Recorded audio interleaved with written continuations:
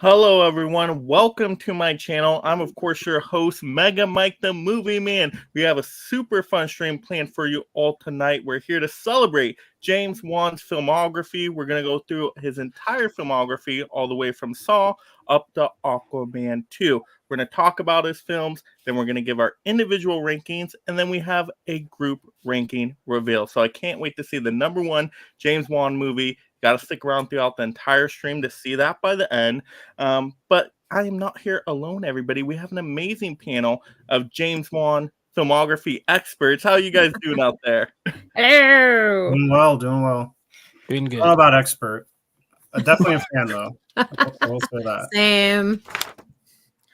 All right, so audience, before we get into the first movie, just a reminder here, if you love James Wan movies, like us on this panel, go ahead and trident that like and subscribe. Of course, conjure up your comment to be read live with Super Chat. And then if you have streams, don't keep them locked in a reverse bear trap. Escape with memberships for exclusive perks like choosing future topics. So thank you all out there, audience. Much appreciated. All right, let's see who is joining us tonight before we start with the first movie. Looks like we have some amazing people here in the comments. We got Adrian James. Hello there. We got Tiana Loves Movies. How you doing, Tiana? What's up? And then we got Draculina Horror. Hello, my darlings. Hey, Hello, Caprice. Mike, and this amazing panel. And then my mom's here too. Hey, Mom. Hello. So let's go ahead and get started here with our first movie, Saw 2004. And I'll start it off with just saying I absolutely love this movie. I remember my first time watching it. It wasn't even in the theaters. It was on a PSP, right? You remember the little disc for the PSPs. The UMDs, yeah. Mm-hmm. Yeah, I borrowed my brother's PSP. I'm like, what's the Saw movie? Never heard anything about it. Let me check this out. Oh my gosh, I was flabbergasted by the end. Oh, it was so good. All the twists and turns, and by the end, I'm just shouting. I'm like, what just happened? I've never seen a twist ending like that before in my life. So for the ending alone, I just fell in love with this movie. But I got to hear you guys mention some things before I just go on about this one. How do you guys feel about Saw out there? I guess I'll start. Yeah. So this isn't like my favorite genre of horror, typically speaking. But it was certainly hot at this time with movies like Hostel and Saw. Those are like the two that sort of get the credit for kind of popularizing like I hate the term torture porn. I feel like there's more going on in Saw, especially. Hostel maybe less so, but we're not here to talk about that. But that reveal, man. I don't know. When you guys watch movies, do you try to like guess, like, you know? Oh yeah. Like, what's gonna happen by then? Yep. I don't know. So, like for a movie like that, when I was watching it, because I hear people say like, "Oh, I saw that coming," and for me, that was not something that I was like, "How could you see that coming?" Like, I don't know. So for me, I was totally like, "Did you guys see that coming?" Because I know I did not. No. There's no clue. I know it was like 20 years ago now, so it's hard to remember, but yeah. I went to the theater to see it, and I was so excited, and I was on the edge of my seat through the whole movie, and I no way saw that ending coming. And when it did, I was obsessed with it. I was like, this is the greatest thing I've ever seen. And then when it came out, I was like, I have to watch it again to see if there was like, I was like, the second time I watched it, my eyes were on him the whole time. I was like, is he moving? Is he moving? Did I miss? Yeah, that's what's funny about some of the other movies, which we're not necessarily here to talk about, but just the way they sort of recontextualize that first one. And it's like, actually, this was happening the whole time as well. And it's like, okay, I guess that makes it a little more like feasible. But even just in a vacuum, like if we never got any more Saw movies, I think this works really well. Like it's just a super tight like bottle movie, I think they call them, where it's just all in one space. I mean, there's other stuff happening, but we're mainly in that little room, which speaks to James Wan's ability to like do a lot with not a lot of like resources, which is something we'll probably talk about more. So I think that's like its biggest like positive I can give it is just how effective. I mean, I don't have the budget on hand, but I think it was like $1 million or something like that. Like it wasn't a lot. Yeah, I mean, I distinctly remember when this movie came out because it was my senior year in high school. So there's like a few movies that came out around this time that like I saw Napoleon Dynamite. Like distinctly remember because I was in a senior in high school. I didn't see it at the theater, but I had a friend named Corey, and this guy Corey was like he was a horror like before I mean I liked horror movies, but he was like just super into it already, and he was like, "You gotta go see this movie. You gotta go see it." And by the time he said that, I didn't see it in the theater, so I actually got it on DVD, and I watched it. Me and my sister watched it. I was like, "Dang, this movie's good. This movie's really good." But I'm 17, so that's about my extent of movie is good. So Right. I was like, "It's Mhm. really good." And then I saw all the rest in the theater after that. So I was a fan of the franchise. It was remember that they had the little tagline like, "If it's Halloween, it's Saw." Every Halloween, it was like, and I love that it came out. Paranormal Activity ended up kind of taking over later, but it was the Halloween movie. It's October. I had to go watch it. So yeah, as an adult or older viewer, I appreciate the movie more for a lot of other reasons. But when it came out, I just thought it was cool. I thought it looked cool. I thought it was the twist. Nobody saw that coming. If they said that, they made that up. There's That's what literally I'm saying. Yeah, no literally- kidding. I'm calling bullshit. Yeah. Like I don't believe you, dude. Because there's so There's much no other way. stuff happening that you're fixated on that there's no way you're like, I just don't believe you. I You don't would believe never think that the guy whose face you never see is that guy. Like there's no way. So that Yeah. your friend was this making. But like that Hello Zep theme, like, oh man. Yeah. Yeah. Just iconic. his ability to, I mean, we'll get into it more, but like he started 3 big franchises that are all successful. And the Halloween It Must Be Saw thing, like that doesn't happen without James Wan. So that's another feather in his cap right there. Mhm. Yeah, and I know I kind of have a hot take on Saw here. Everybody calls it a horror movie, and I never considered it a horror movie, even though it has blood and gore. Always noticed the police procedural kind of themes and tropes, and that's Yeah. how it plays to me more. It plays like a detective movie. These Yeah. cops are trying to Kinda figure like out this Seven did. A little bit Yeah, like Seven, yeah. exactly. To me, it's more like Seven, and I know not everybody considers that a horror movie. So I don't know that I do, but I don't know. This is especially given Like a crime thriller. Yeah, Yeah, I think it's more gory thriller yeah. is probably more Like a Silence of the Lambs, I don't consider that horror. I consider it more police procedural thriller. Exactly. Mhm. I'm with you there, Mike. But just having the gift of we know where he went in his career, and he did play with horror, so it's easy for us to say that this was a horror movie. It's certainly horror adjacent, but yeah, no, it's, and this is genre in particular. It's hard for me to really call it like horror, because it's very much just like humans kind of inflicting pain on each other. And for me, I always want like some kind of supernatural element or like something a little more to like add that little take something to take it over the top. So Yeah, so it seems like we all like Saw here. Any drawbacks to the first Saw movie though? Any complaints at all? I have one. Yes. It's that, and this isn't the only one that does it, but it's like, and it's very much of the time, but it's like that really choppy editing style where it's like the camera's flying all around and it's like got those harsh like strings and it's like flashes and stuff, and it looks like a music video kind of like. I hate that. It makes it hard to revisit this movie and some of the other ones, and just like movies that do that in general. For me, it's like really horribly dated, and it's just hard to kind of get past it because they do it so much. That's my biggest thing.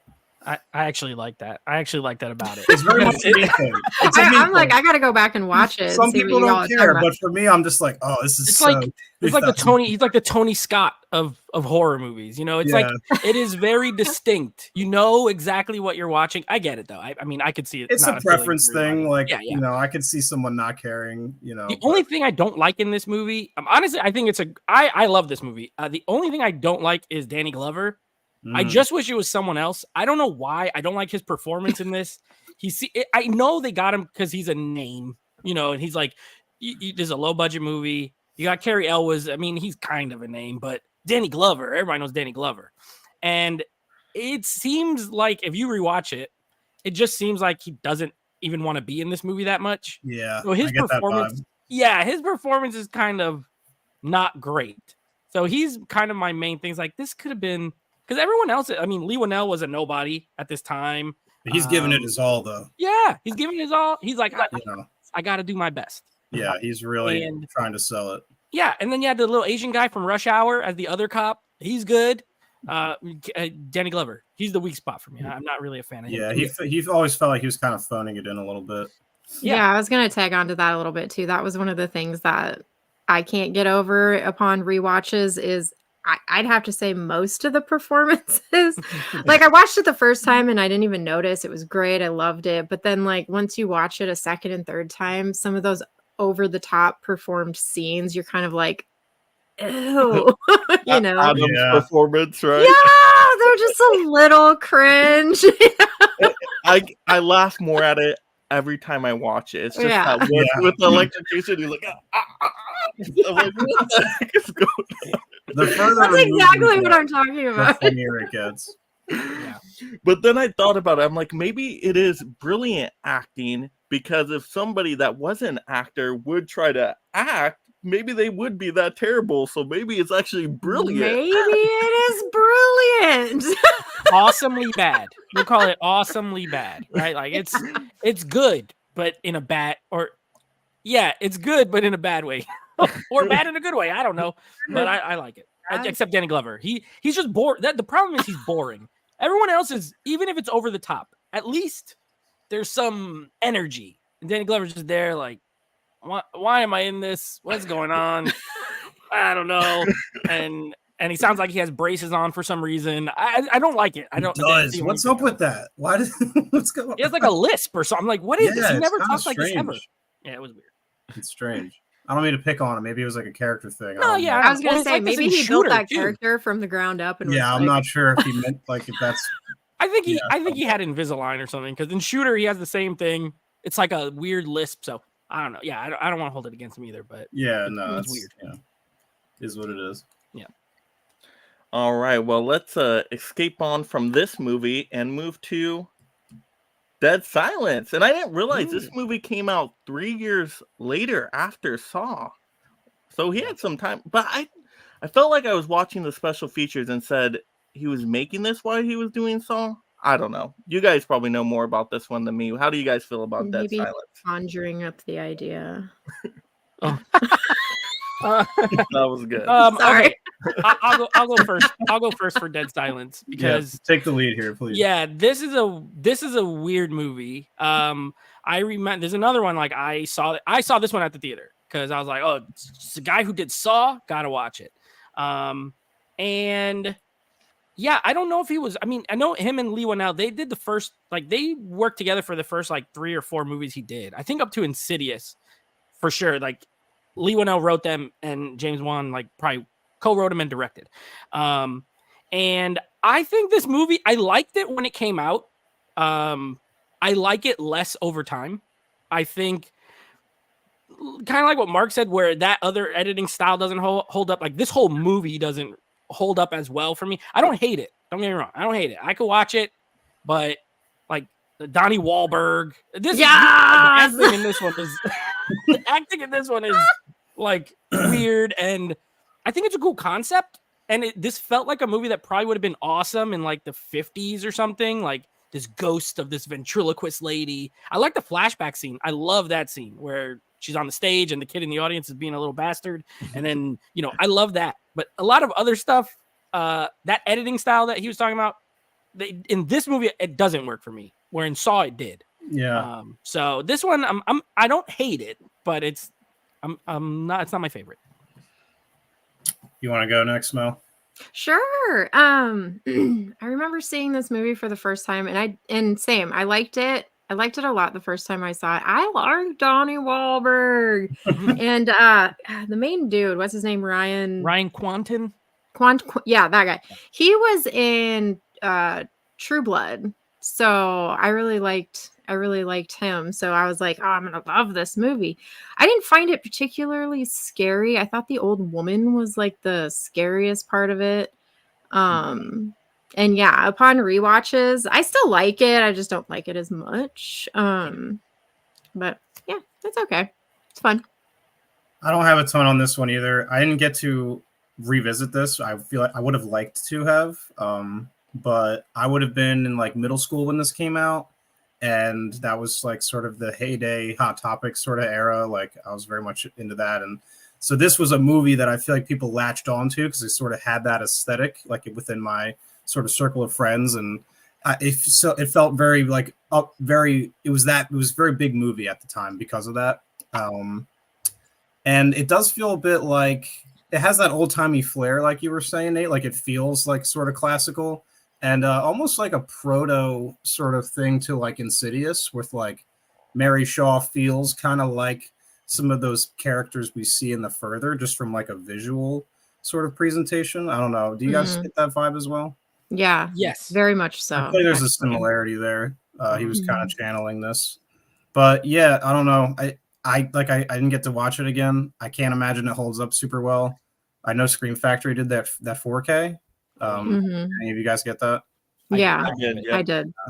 But- yeah, I mean, I don't know. If I had maybe watched the movie again, I would have maybe looked into buying it because it had its sweet slipcover that I saw. So I will say, to be fair, as far as visually, I think this is a stronger movie than Saw. He already kind of started showing a flair for what he can do. he's got more money. He's got, they got a little more trust because I feel like Saw made a shit ton of money, right? So I feel like they kind of let him. Budget.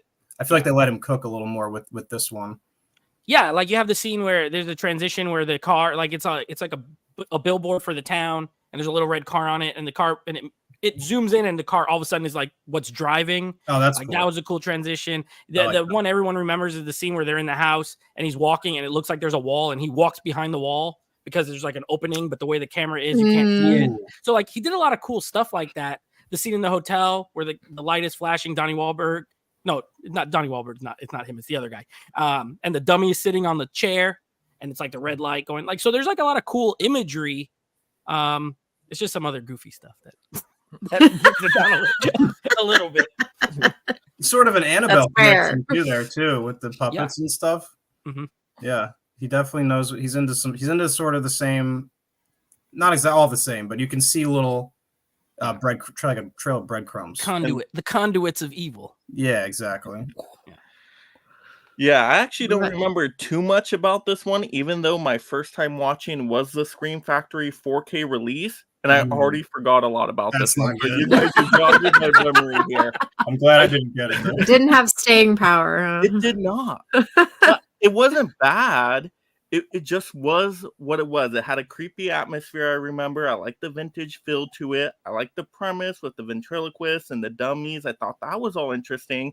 But in terms of how the plot played out and the ending, I feel like the end, was there a twisty ending at all? I feel like there was. Okay.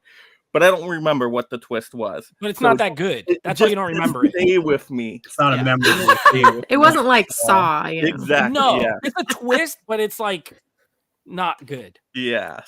Yeah. So there was glimmers of hope with it. There were some cool filming techniques there, but once again, just not a very memorable story for me, at least. And of course, Billy the puppet, one of the puppets in the he makes an appearance in the attic. He makes an appearance in like his first 4 or 5 movies. That's right. Somewhere on the screen. So he was he was one of the puppets in the house at the end. Oh, That's cool. Yeah, that's cool. Easter eggs. And he's in the I next love it one. when they do that. Yeah. He's like, I never owe this touched guy them, my though. career. I got to put him in the movie. All right. So moving on, we got, I guess it came out the same year, Death Sentence. Who knew? Interesting. I didn't know that. I thought there was a year between them. No, both 2007. So maybe he was cooking them up. Both. Yeah, right they after must have Saw? been in the pipe, and then they both got released. Well, it was. I think Death Sentence. I think Death Sentence. I think they moved it. They might have moved it up. I know they were failed. Both of these movies were like financial failures comparatively. Like they thought they were going to be a lot better.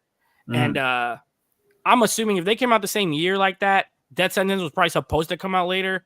And I think it was. I want to say it was a Fox movie. They were just like, let's just get it out and see if before it, Dead Silence ruins him and nobody likes him anymore. Let's see if we could cash in on on the name, honestly, because it was like it did not do well. Which is why if you look at the budgets, like they kept getting higher, and then Insidious it went way back down because the studios were like, maybe this guy's not what we thought he was. And He this had movie one was good one, and then that was it. right. I Or would so have they thought. I would have thought Dead Silence was pretty profitable. Just like you just assume a horror movie from that time is going to make money. Like just yeah. they're usually pretty low budget. Yeah. I mean, it might have made some money, but I know when you're like Saw cost $1 million, made hundreds. Yeah. And Death Sentence, we're going to give you 20 and you make, 35. That's not as right. Yeah. Same thing. Comparatively speaking. Which I don't even know how much it made. Oh, look, it had a budget of 20 and the box office was 22. So it For Dead didn't Silence really make money. Yeah. Oh, geez. Yeah. Huh. Yeah, I guess not. I didn't even remember Death Sentence coming out in theaters. Like, I did not know about Death Sentence until I started researching for this. Was not a movie that was ever on my radar, especially at this time. Like, I didn't learn about this movie until well afterwards. So this one, by the way, this one had a budget of 20 and made 17. So that's kind of what I was saying. Going downhill. Yeah, I saw this movie there's another one I saw at the theater. So I was in on the Juan train early, I guess. I just kept seeing everything he made. I like this movie pretty good. I think it is actually pretty good. Yeah, it's from the same author who did what's the one with Charles Bronson? The Death Wish. Same guy who wrote Death Wish. And this feels like Death Wish. I mean, it's a very similar movie. But I love Kevin Bacon, and it's such a different role for Kevin Bacon. You know what I mean? To be like this a dad. Oh, the dad parts are very normal Kevin Bacon, where he's with his son and he's a loving family guy and all that. But seeing him be the guy who gets pushed to like start killing people for revenge, I thought it was a brilliant casting. I love John Goodman in this. He's only in it a little bit, but I think he's great. Garrett Hedlund. I think there's people in this who do some of their best. Like Garrett Hedlund, not an actor I like, but I really like him in this movie. So yeah, and who's the mom? Oh, Kelly Preston was the mom. So I like this movie. I think it's definitely feels familiar because it feels like Death Wish, but at the same time, I'm a sucker for like a good revenge thriller. And I think this has one of the best, like a really cool shot that he did in the parking garage where it's like one long take. That was so good. Yeah. And I watched the behind the scenes and they're like moving the camera out with a crane and then passing it to another guy and then passing it to another guy and stuff like that. I was like nerding out over it. So, yeah, I like this movie. It's still not like high on my list, but I think it's good. Mel, what do you think of this one? I really liked this one too. I'm a big fan of Kevin Bacon. He can do no wrong in my eyes.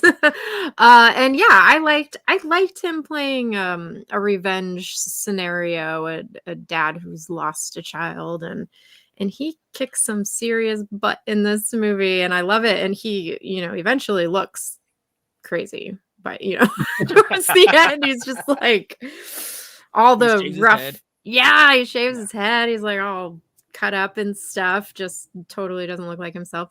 I like this movie a lot. Yeah, I enjoyed it for my first time watch. It was probably like a couple weeks ago. I picked up the DVD. I'm like, let me test this out. And I enjoyed it for being a revenge story, of course. It reminded me of The Punisher. I'm like, yeah, that's pretty cool. Yeah, I love The Punisher. But then I liked how it kind of took some twists and turns where it didn't really end like a Hollywood happy story would, where it was like, okay, he goes on revenge, but then there's retaliation, and then it kind of keeps coming back to him, and then by the end it's not happy for like anyone. I'm like, okay, that's a little bit different. I wasn't expecting that. So he threw me off with that a little bit, so I liked it being a little bit different in that way. And Mark, you said, did you like this one? Yeah, no, I like it as well. I don't have super strong feelings about it either way. I think it sits somewhere in the middle of my ranking. Definitely feels like James Wan, like paying homage to Death Wish, like Nate was saying. Like he clearly like wanted to kind of make his offering to that sort of subgenre, and like this was it.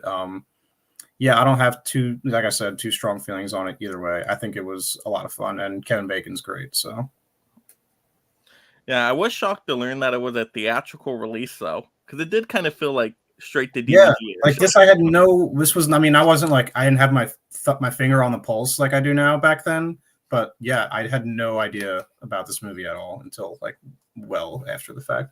Oh, and of course, for everybody keeping score, Billy the Puppet, he appears as a graffiti on a wall in this movie. Oh, no, I didn't even know that. Yeah. I'm gonna need you to tell us every place he is in every movie. Okay, I There you know, go, I know Nate. them up to Insidious. After that, I don't know if he keeps appearing, but I know for a fact he's on the wall as a spray paint in this movie. Love that. Heck yeah. Never That's your forget next your project, roots. Nate. Easter egg breakdown. Easter of all of them. You can do a whole video on Billy the that. Puppets throughout That'd be history. awesome. All right, so our next one where we really start to pick up some steam is with Insidious 2010, a few years after. So Yeah. I think by the scores I was looking at, people are pretty much a big fan of Insidious here. So who wants to start?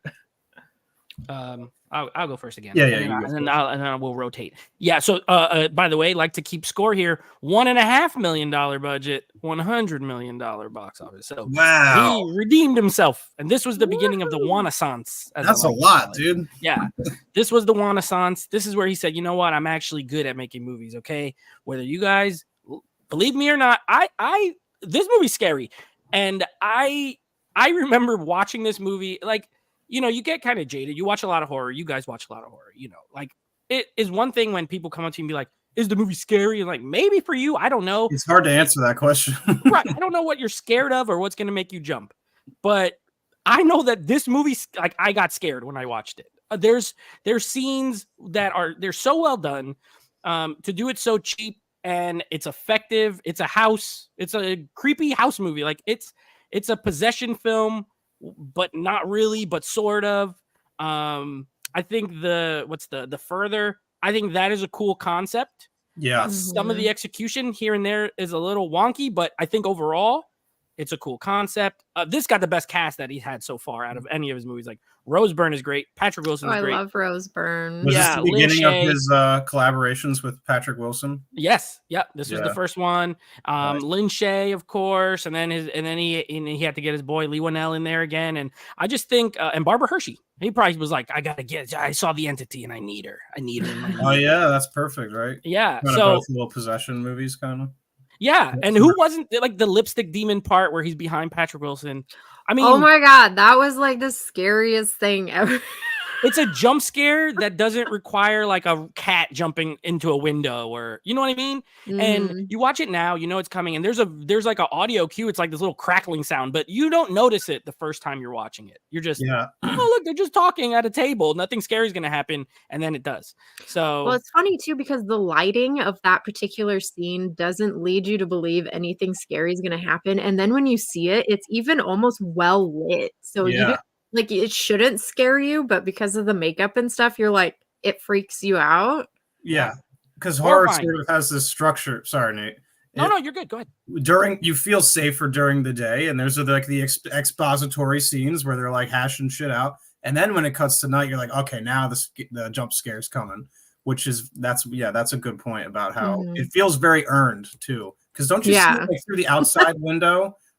Oh, that's a different scene. That's That- a different scene with That's the lipstick scene scene. where that dude is outside, and then all of a sudden he walks and he's inside the room, and that's also Oh scary. yeah, okay. Yeah. That also scared me. Okay. Like, no, he's not. Why is he in No, there? yeah, I'm there's scared. really well earned jump scares in this, and like typically I don't like jump scares unless they're done well. Like there is a precedent for them being done well. Like it's not impossible. Like I don't hate them on principle, but just so many feel very cheap, and these ones are not that. They're very good.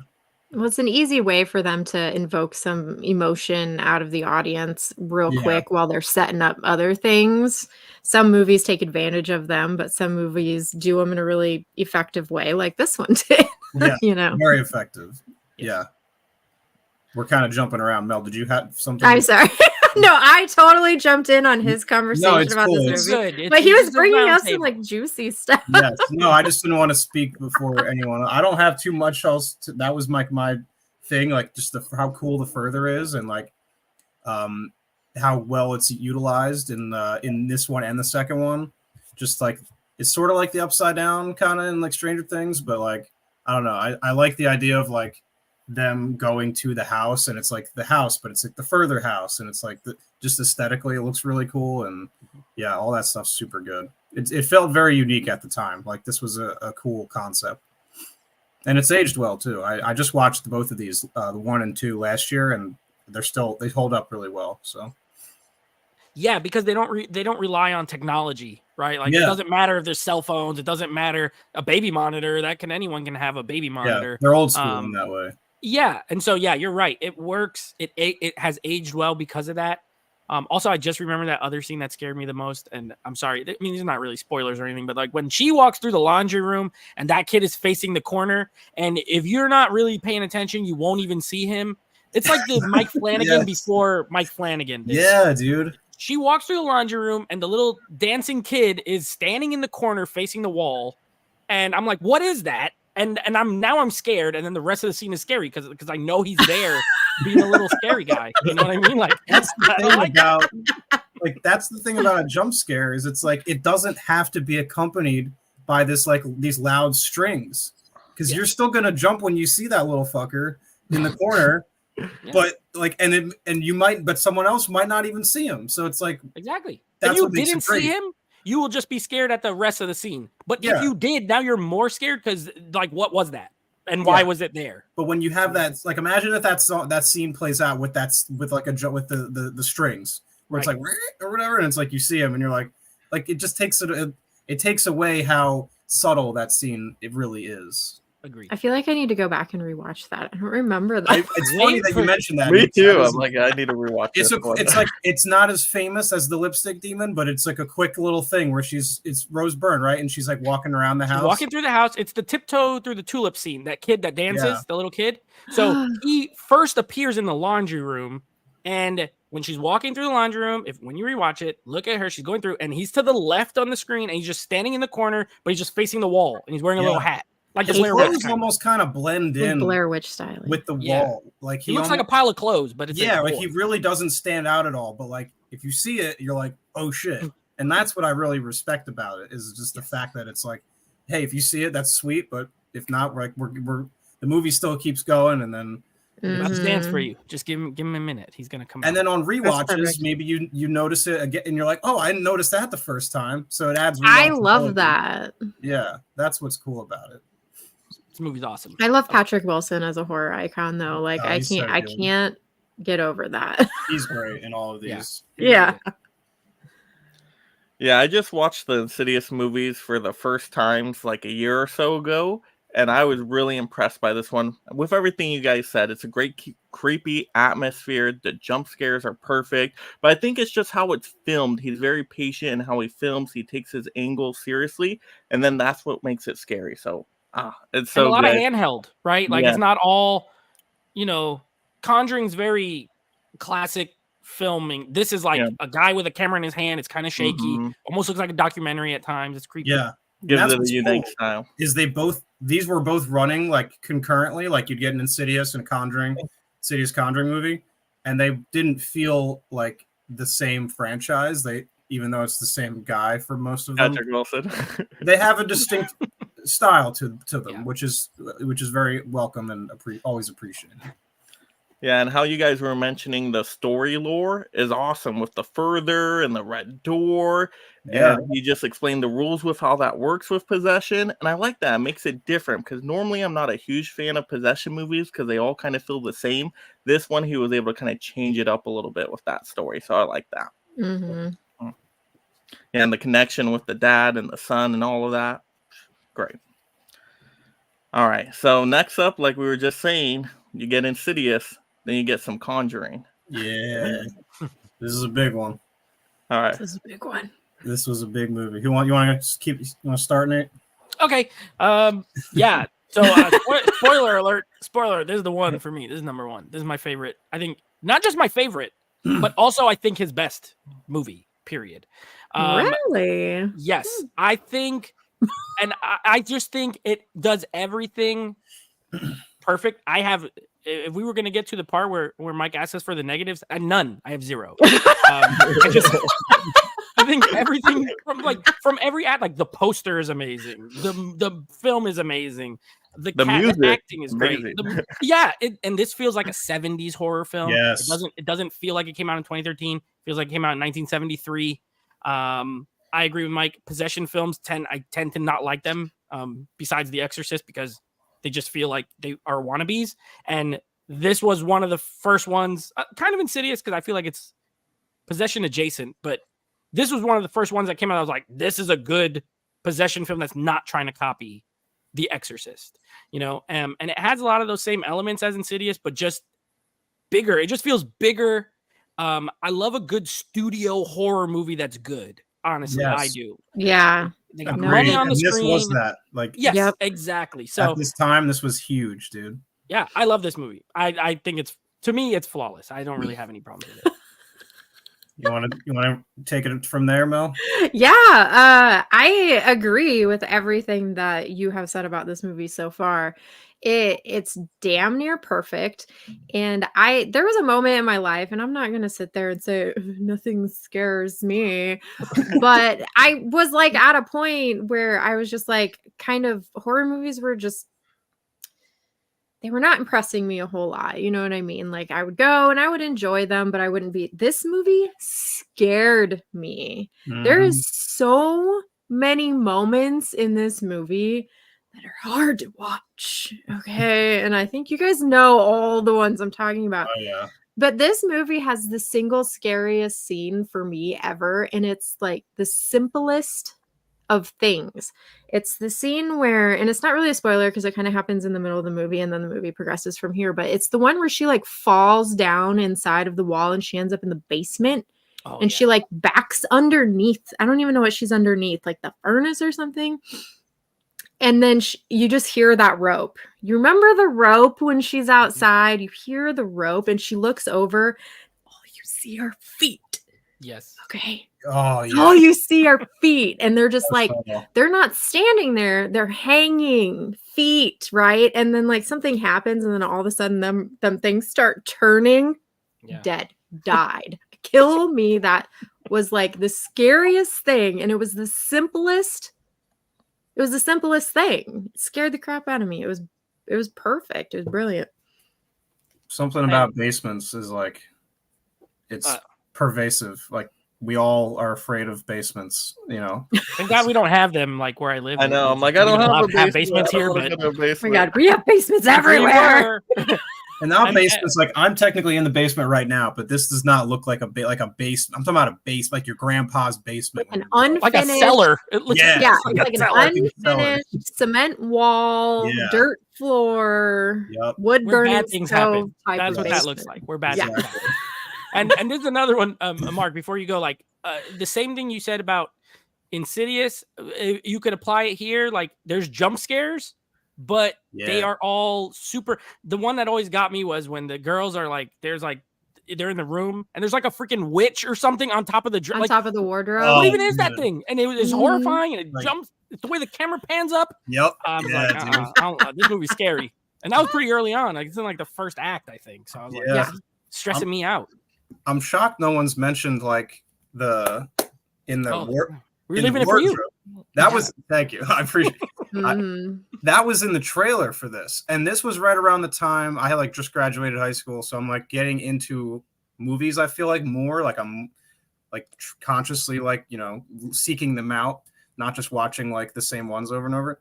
So like I remember distinctly when this trailer came out and I like sharing it to people because I was like, look how fucking cool this looks. Like, and I'm pretty sure the first trailer is just them doing that game with the clap.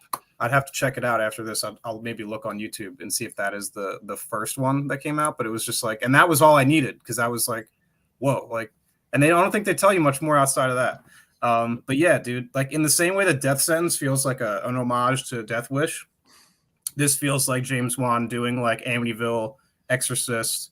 Like you can tell he's a fan of that, those early 70s like horror films. And yeah, this one has aged beautifully too. There's some CGI stuff towards the end, and that's really like if there is a flaw in this movie, that would be mine. Is kind of like the resolution and all that, and like all that stuff. But like all the stuff leading up to it is great. Yeah, this is easily top 3 Wan for me. I don't know. You nailed it. This definitely does feel more like an Amityville horror. It's got that vibe, you know. Yeah, It's- it really does. he clearly wanted to sort of channel some. I mean, he does in Conjuring Second one. 2, right? Yeah. Yeah, Mhm. it opens with that. So And I like that too. This movie and that movie both have like almost like a little prologue, right? Like this has Annabelle. yeah, It really has Yeah. nothing to do with the rest of the movie, but it already puts you in a space where you're like, this is creepy. it's cool. This No. movie's It gonna sets creep the me out. table. It's like these two guys, Mhm. these people, the Warrens, like they can help you. You know, Mm-hmm. if shit's going sideways, and then we're introduced to the family, and you're like, okay, we know where this is going. Like the Warrens are going to show up at some point, and things are not going to be chill for these kids, and just like kids in peril. Like that's a classic sort of thing. Is just like because it taps into something like we can all relate to that, like being scared as a kid. Like Mhm. I love that. So Man, Agreed. it's covered it all. Wow. I feel bad. We gotta let Mike take the lead on one Like, of you these. gotta go first. I know. Let him go first on the next. Well, I'll go first on the superhero stuff. That's what I'll do. Perfect. Okay, there you go. But yeah, no, The Conjuring is great. Once again, I'm usually not a big possession movie fan, but I like what James Wan does with the story here. The Annabelle stuff at the beginning is perfect. It gives us a little introduction to the Warren characters, what they're all about. And then you're like, wow, this Annabelle doll's so creepy. The story is so creepy. Will we ever see Annabelle again? So it kind of sets it up for future Annabelle stuff, which is Me too. awesome. I love that opening. And I love Mhm. that like room they have, the Warrens, where they keep the little, I guess, what do you call them, like idols or trinkets? Yeah, of all the this artifacts. crazy That stuff in whole there. room is so cool. Yeah. And then Yeah. like every time I watch it now, I'm looking at different items in the room, and I'm like, oh, could that be turned into a movie? Like, could they do something with that and that? Oh gosh, that stuff's great. But the Warrens are awesome, really good chemistry there. I like how one's a clairvoyant and then one's like the exorcism person, and so they work really well.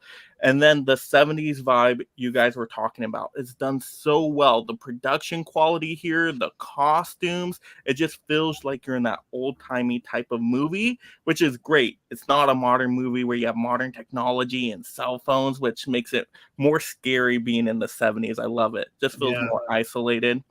And just being at the house and then giving more explanation of, oh, you can't leave because this stuff will latch onto you and follow you wherever you go. So he gives you explanation where you would normally ask a question, hey, why don't they just go run and move on? But they answer that question at the perfect time, so you're still on board with the story. So it's a very smart story. It's told really well. The writing's great. The dialogue's perfect. Yeah. It's just creepy. The music is probably some of the best music out of any James Wan film. It's just so atmospheric. That rope Yeah. sound. Yeah, We're the fine. sound He's so design. good with sounds. The Yeah. sound design Wow. deserves some flowers. For Yeah, sure. this- If you this guys felt- were interested, you can rent out the original Conjuring house as an Airbnb for a night if you want. Oh, Like Not seriously, you interested. can. where is it? Do you know? Isn't it somewhere in like Pennsylvania or something? It looks like the Northeast somewhere in the. Oh, Yeah, really? somewhere in In that that area, quadrant. but it's like $600 a night, but you can have up to like 9 people stay there with you, and they allow ghost hunting and stuff like that. So when you split that up amongst 9, if you have 9 people, it's actually not that bad of a deal. Hey, Yeah. that's gonna be the next meetup. Yeah. And then you're right there, Conjuring house. It should be. That would be sweet, honestly. How cool would that be though to get a bunch of You could do a YouTubers live to go stream from ghost there. hunting? Yeah. Watch Conjuring afterwards. Yeah. Yeah. In the house. In the house. That sounds awesome. Yeah, this Heck was yeah. sort of the one that's like he was already. It sounds funny to say that this was the one that like put him on the map when he had done Saw and Insidious before this, but like this really I felt like was such a big success, and obviously we got so many. We had a whole universe out of this. So Yeah, I mean, Mhm. look, same budget as Death Sentence, and extremely better. Like, just looked better, and it made what, like $300 million or something. I mean, this Oh was my like goodness, really? rated R horror, Wild. studio horror, making 300 plus. It was great. I'm liking these box office updates. It's very. I like to keep Well, track I'm of his glad you career. It did the research helps today. I to paint like a picture that. of like Thank you. how he has continued to be more successful. This Right. one was all about the trailer, though. I mean, that hooked people. Mm-hmm. I Yeah. think they did a really good job with that one. They kept a lot of the movie under wraps, and they just had that one hook scene, like you were talking about with the clapping, Yeah. and the I title mean, that's card what made me want to see it. is like so creepy, kind of, where it just like I think it just comes from the top down. Do you guys remember this? It's like that yellow font. The title card for this is Oh yeah, it's like that. It's really Oh it's like yeah. a creepy sound, and it's just like Conjuring. It just kind of comes. It's with like the showing the J too is like long. It's like yeah. Oh, and Insidious Like a had that. Remember the slow-mo opening out. title card, which is like, it's just that like, loud noise and like yeah. that was scary too. Yeah, the This title, guy, James yeah, Wan, let me title tell you cards. about him. The font, the Conjuring font goes hard, man. I It don't know does. what it is about it. It does. It looks like it came off an old castle, like a gate. It's so simple, but I fucking love it, dude. Yeah, nice. scary. Yeah, no, this is definitely a fan favorite, I would say. I saw this. Matter of fact, I saw this in a packed theater with a group of friends from work. It was like a work team outing. That Like, must let's go be see so this sick. movie and one of- Team builder. yeah, team building. And one of my friends just left. Like the movie started, and he was like, "Nah." And Nah, man, I'm not. he in went it. to the bathroom and he never way. came back. Yeah. That's we Saw came back that to work witch Monday, on the we're like- wardrobe and was like, "I'm Yeah. out of here." He said, "What?" We were like, "What happened?" And he was like, "No, I don't want that." Just no. that sounds like a cool place though. Like let's go to movie Yeah. outing. That's what he Yeah, said. let's go to a horror movie nonetheless. I Yeah. saw this one in theater too, and when I saw this one, I will see every Conjuring movie in the theater. Yeah. Every one of Yeah. them. I was like, it was such a fun experience. Agreed. All right, next one. Back to Insidious again, Chapter 2.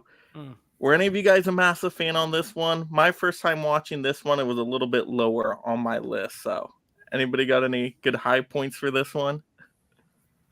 I'm referring to my Letterboxd review right now, just because I'm having some trouble exactly remembering what it is I wanted to say. Go ahead, Nate. You take the lead on this. All one. right. So, of course, box office update: $5 million budget, 162 million. So, made 62 million more than the first movie. Had a budget of only 4 million more. So, again, did a lot with a little. All right. I'm gonna be fully honest here. When I saw this movie in 2013, I really enjoyed it, and when I rewatched it, I did not enjoy it. I think this movie's kind of a mess. I'm not really a fan of it. The things that were, for example, Patrick Wilson, still really good. Rose Byrne, still really good. The cast, like it. And there are a few, there's a few ideas that I think are pretty good, but then they're getting into like almost like time traveling and going back. And I'm like, I don't know if I just wasn't paying attention as much the first time, but I did not like this movie upon a second viewing. I just don't think it holds up nearly as well as the first movie. And it's one of my least favorite James Wan films, unfortunately. Interesting. No, you like this one, I take it?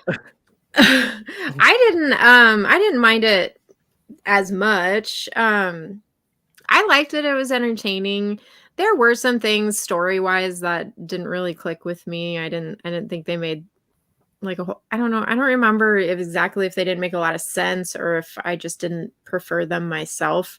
But the movie was entertaining enough. I mean, obviously it wasn't going to be as good as the first one. The first one just nailed it so hard, Mhm. But I thought it was entertaining enough for sure. Yeah, so I couldn't remember anything about this one, which isn't a good sign, but I wrote a good bit on my Letterboxd review, so that's cool. No, but it's sort of like it goes into like the backstory sort of the villain, the lady. It's The but it's not- bride. It's like the Yeah, old with the lady bride. or yeah, but it's- Bride lady. Yeah. yeah, but it's not a lady. It's like turns out it's a guy who was like cross-dressing as a lady. Which is, like, sort of problematic, I guess. Like I don't know what they're quite saying with that. Like, but I remember thinking the finale was cool because it's sort of like The Shining, where Patrick Wilson's being possessed and he's like trying to kill his family, but like the kid is able to go into the further and like help his real dad and like help him take over, like get his body back under control, which was kind of a cool idea for like a finale. So I remembered liking that part. I watched these in June of last year, and I've already kind of forgotten them all. But Yeah, no, I thought it had some cool ideas, but it definitely felt like a sort of like a mandated. Like the first one was successful, so we got to do another one. So it's fine. It's not great, but it's whatever. It's whatever. I think that last thing you said is like it, because this came out. If you look at when it came out between the two Conjuring films, and it's a different studio, right? Like this is Sony, so they were probably like, "Hey, dude, look, we gave you a chance. You made us money. Do this sequel." It doesn't feel like his heart was in this one as much as it was in the first one. Yeah. You know, the first one it felt like a director who needed to make something that was good, or else he wasn't going to make nothing else. And this, he's now coming off of 2 huge hits, and it's more like, okay, I'll do this. And they threw a lot of crap at the wall. It's not as nearly as scary. Like the way we were talking about the scare scenes in 1, like you can't really remember any I got nothing. great scare scenes in 2. I remember shit about this one. Right. Mhm. So it's just those sort of things. I'm like, okay. Yeah. No, because It's watchable, but that's the first one, I don't think it was built. I mean, so many horror movies are this way, but it didn't feel like it was built for a sequel. But they were like, hey, we want you to do a sequel. So he's like fumbling around in his pockets trying to like find shit to make into a sequel. And it's like, let's explore the fucking backstory of the creepy ghost lady. Yep. It's like, it just feels like you're kind of grasping at straws at that point when you reach that. Yeah. As a matter of fact, Insidious 3 is a far better film than Insidious 2. Like leaps and bounds, in my opinion. I haven't seen 3 or 4. Which one was that one? 3, Lee Winnell directed. That was the first movie he directed. So he stepped in. It's the one with the girl who's like, she's bedridden. She's like sick. Oh, okay. It's not Last Key. It's the one before. No, that's the 4th one. Okay. Yeah. So Insidious 3 like is closer to 1 than 2 is, in my opinion. Even though it doesn't have that direct, Patrick Wilson and all them. It just has Lin Shaye and the 2 weirdos. But I think it's way better. Yeah, I've been meaning to watch 3 and 4 because I've seen 1, 2, and I saw 5. And 5. Oh gosh! Oh no! Well, those kind of go together though. They're like because they have the same characters. Exactly. That's why I felt okay skipping 3 and 4. But I don't know. I heard 3 and 4 were like worth watching. So they're decent. Well, 4's decent. I think 3's good, like legit good. But okay, I mean, that's enough for me. So you might hate it. I've watched worse for worse reasons. Yeah, you gave me some hope, Nate. Now I'll go watch 3 and 4. Do it. They're I feel like it's a good franchise. It has one like amazing entry, but they're all watchable. Yeah, because I did not like 5. And then I watched Chapter 2 for the first time. But it's funny, I saw 5 before Chapter 2. I watched Chapter 2 for the stream. I'm like, man, this is just not as good as the first one. It's boringer. It's just, I'm like falling asleep during it. It's just, I don't know what it is. Yeah. Story is just all over the place. I was like, lost the magic of the first one. Totally a rinse and repeat kind of sequel. I kind of agree. Yeah. All right. So next up, I'll talk about this one first. Furious 7, yay! Hey, James Wan can definitely do some action blockbusters here because Furious 7 is actually one of my favorite Fast and Furious movies. It's fun, it's action-packed. Not my favorite Furious movie, but it's pretty good. But there's some really cool filmed action sequences here, like the car flying from building to building is so awesome in this one. So that's some James Wan filming magic right there. That looked really, really cool. So I like scenes like that. I thought the cast was great here as always. So yeah, I enjoyed this one. It was action-packed. It was fun. It was cars. And it's Fast and Furious. Dumb action movie. You can have a good time with it. And at least it still kind of made sense and still was kind of in reality. Even though it was outrageous stuff like flying from building to building, you could still almost believe it. Whereas like when you get to number 9, you're like, what the heck is this? This is fantasy. Yeah, they weren't going to outer space or anything. Exactly. Yet. So even though it was still outrageous, it was still believable enough. And I think that's all credit to James Wan trying to keep this story together. Okay, so this is of course James Wan's first superhero film, and it's budget 190, okay, but $1.5 billion. So I mean, his first $1 billion movie. There you go. That's why there's 12 of these things, man. This is why, and I'll be honest, I'm why, because I don't care. I love this franchise. I'm not saying they're all good, but I'm saying I love the franchise as a whole. I like to love most of them, and to me, 5, 6, and 7 feel like a little trilogy within the whole, Fast and Furious universe, because I call him the Hobbs movies. Like Hobbs, he came in 5. And then 6 and 7 have the villain tie where it's brothers. And I feel like it's a little mini trilogy. And then my 3 favorite ones. James Wan, he directed the heck out of this, to be honest. As far as the action scenes, yes, Mike, you're right. Over the top, but very well shot over the top action. If you're going to do it, at least make it look cool. Well. You know what I Yeah, mean? no kidding. Yeah. And Tony Jaa, one of my favorite martial artists, he's in this. So that was a bonus point for me. I once did a YouTube video this is like when I first started YouTube. So this was 2014 or I want to say 2014. And I did a YouTube review, just not even a review, just talking about the trailer for this movie, but it wasn't a trailer reaction. It was just me like saying what's in the trailer and how excited I was to watch the movie. And that video, like I went back and watched it and it just made me laugh because I wasn't even close to what ended up like my feelings of the movie. But I was very excited for it, and then I love this movie. I think this movie's awesome. And the end is like the Paul Walker thing. So good. Is this the one with them on the beach? Yes, and then they drive away. They separate at the end. Yeah. I don't think you can have a better send off for a person who died in real life in a movie. One of the best ways to retire. Didn't kill him off. It's not disrespectful. It's not like, well, he died in real life. Let's kill him in the movie.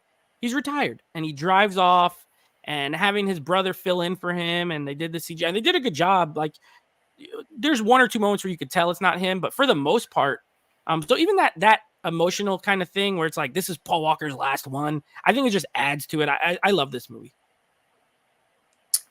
Yeah, they got dealt a rough hand here. So I think they did the best they could, all things considered.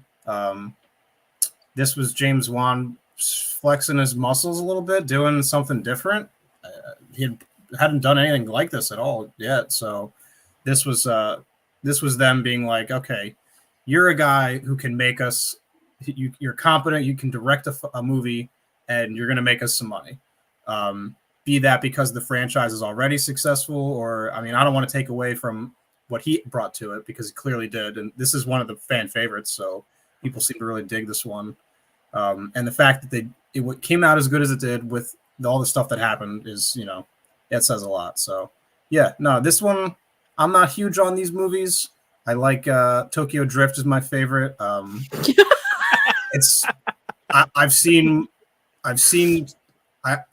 Too Fast. I've seen Tokyo Drift, and I saw Fast X because I thought it would be funny to go see Fast X and have no fucking idea what happened. I had no clue. I had no point of reference for any of it. So like Jason Momoa was showing up. Oh, that was great. That's a whole other thing. It was so like I don't typically go for these, but I watched this for this, and I thought it was awesome. So it was a lot of fun. So I want to see. Got the when the rock bottoms Jason Statham through a table and like the camera spins with it. Yeah, you don't need to know what's going on in the other ones to cares? Appreciate that. I want to see 5 now because I hear that's one of the other. Oh, 5 is one. my favorite. Yeah, so good. One day I'll watch them, but I'm not watching them in order. I'll go 5, I'll go 2, I'll go 4. Like, well, I mean, they kind of do that themselves anyway, so you might accidentally watch them in order anyway. I love this series too. I've been watching the movies as they come out. I try and go to the theater to see all of them. I did randomly, I don't even remember why. I think I had like the really bad flu or something, and I was home for a couple days, watched all of them because X was coming out, and I was like, I want to watch that one. So I blew through all of them in like 3 days. It was crazy. But it's like once you get into those middle ones, I get them all mixed up. It's like Friday the 13th kind of. They all. Yeah, it's like if somebody were to be like, "Oh, do you remember what happened in number 6?" I'd be like, "No, but I know I loved it." When you watch them in such close proximity like that, yeah, it's probably hard to separate. It's just like all one big movie, and then you don't know where they cut it up, kind of. Like where one starts and the other ends. Yeah, the first one still holds a special place in my heart, though, just because it was so epic when that movie came out. It was like the first street racing movie that was like to that caliber, Yeah, and it has Michelle Rodriguez in it, and I love her so much. Yeah, she's good. Yeah, so that one is my favorite, but this one I really loved this one too. Nice. It's great. All right. So next up, speaking of greatness, The Conjuring 2. Yes. Oh, okay. This one has one of my favorite horror icons of all time. Oh, go for it, Belle. You start off. You Yeah, you take the lead on this. we can't stop now. So this movie clearly isn't as good as the first one. Nothing is ever going to beat the first one in the Conjuring universe. But this one was a good sequel. It was a completely different story. They took you to a completely different place. You have a different family, and the story is different, but you get like a bunch of different horror characters in this one. You know, it's not just like the one house with the one entity. This one has like a bunch of stuff going on, but it introduces us to the nun, who is like, she is one of the scariest horror monsters or whatever you want to call her ever, but they did her so wrong. You know what I mean? Yeah. This movie is the only movie they did her right in. Her scenes in this movie were some of the scariest things about this movie. And then when you see the Nun movies themselves, they're so bad. They're It's tough, so man. bad. It's tough. Mhm. It She like deserved better. I'll just it makes me want to cry. It brings tears to my eyes what they did to her, because she could have been so scary, and she was so scary in this movie. But I also liked the kids in this one, and I like how they threw a wrench in it a little bit, where you didn't really know if what was going on was real or not. You know what I that was mean? a cool part of this. Where, Yeah, it was interesting. And then you had like the old man, you know, that story. There was like a bunch of little stories happening within the Grandioso story. And then Patrick Wilson and Vera Farmiga were great in this one. But then you also get to see a little more of their love for each other. Like, I liked it because they had their own little story where she saw something and was afraid something was going to happen to him. And then you see that translate into the ending of the movie. I thought it was really great storytelling. I feel like in this one. That was a good setup and payoff with the whole vision thing, and how it was like, if we're going to spend all this time with these two people, let's have them have a fun, compelling story about, you know, their relationship, and like not lose that amidst all the scary shit happening, which was, they did that well here. Yeah, exactly. Okay, that was my spiel. Very good. Okay, so keeping you know, with the information here, 40 million budget, pretty good. 321 million, pretty good. That's that's pretty you good. know, pretty much the same as the first. Okay, so I agree with pretty much everything you said. I don't like this movie as much as the first movie. I think the Nun, the scene with the picture frame and all that is a great set piece, like a great horror set piece. It's scary. To your point, one of my issues with it is it does feel like there's like a lot that he wanted to put in this. It's almost too many like little side stories going on. Mm-hmm. They are well done and they're creepy. So that's what it doesn't hurt it that bad. But I wish it was a little more focused. Mark, what you were talking about, the end of the first movie, that's how I feel about the end of this movie. It's too big and loud. They cranked it up to 11. If that first one is like, the first one is fine relative to this. Yes, with how they do it. It's too much. And when you have something like Valak, right, scary, and then that is what the end of this is what the Nun movies kept doing, where they make it this big, loud CGI floating nun screaming and lightning, and that's not as scary as what they built for, you know, like built towards, I should say. So the ending, I don't love it. I do like the little Easter eggs where like the name appears all throughout the house throughout the movie whenever they're home, like in the background. You know, I thought that was pretty cool, like all the little letters or whatever. And to your guys' point, I think the best aspect of this is the character stuff between the Warrens. I think Vera Farmiga is amazing in this movie. I think Patrick Wilson's amazing in this movie, and kind of exploring their relationship more is why I like this movie as much as I do. I think it's a very good sequel. You know, a lot of times sequels, they could fall right off a cliff. Yeah, and if they had anyone else do it, it would have been awful. So the fact that James Wan comes back is like, yeah, I mean, we This one saw doesn't quite fall off a cliff. It just takes like goes down a step. yes, exactly. One step, not a cliff. And we saw that with like Conjuring 3 and That went off a cliff. yeah, whatever happens with the fourth one. A cliff. Another cliff. Yeah. The cliff was All on the cliff. Hopefully not. Hopefully not, but I don't know. They're bringing back that same guy, and it's like, dude. He keeps directing all these movies. He's like the not James Wan. He Yeah, did, they're like their fall La guy. Llorona, Yeah. and Conjuring 3, and then Nun that other 2, one. and it's like, come on. dude. The Nun 2 is So all right, well, cliff then. It's gonna go off. It's going. It's on the track. Do I have anything to say about this? Yeah, this is the one with like the crook. Is it the Crooked Man or the Yeah, Jangly? the Crooked Mhm. Man. Yeah. What's the Jangly Man? Is that a thing? Is that from something? That's from a different horror movie. Whatever. The Jangly Man? I like the Jangly Man. I like that name. I don't remember that one. Man, I'm not making this up. There's definitely a What is it? Jangly You Man. should. You should make this There's up. a Make a Slender horror Man. movie. Is that The Jangly Jangly Man. I'm positive I'm not just making that up, but whatever. I'm gonna Google it later. The Crooked Man stuff was really cool. Like that's in the hallway and stuff, and they set up and pay that off really well. Or like it's like that little carousel toy, right? Mhm. Yeah. Yeah, that was cool. No one said that yet, so I wanted to just kind of comment on that. But yeah, I liked how this was kind of like a House of Horrors sort of thing, where there's like him and there's like the poltergeist old man guy, and then there's Valak. So it does feel like there's a lot going on, and whether that works for you, I guess, is up to debate. And then the Valak stuff, like that picture frame thing, was like legendary. Like that was huge. That was like that's sort of like the lipstick demon scene, like where it's like every one of these has like a scene that's super memorable and like really like sticks with you. And that was this for me. So yeah, like Nate said, it's just a step down. Not quite as good, but still good. Except Insidious 2. That has no parts that. Yeah.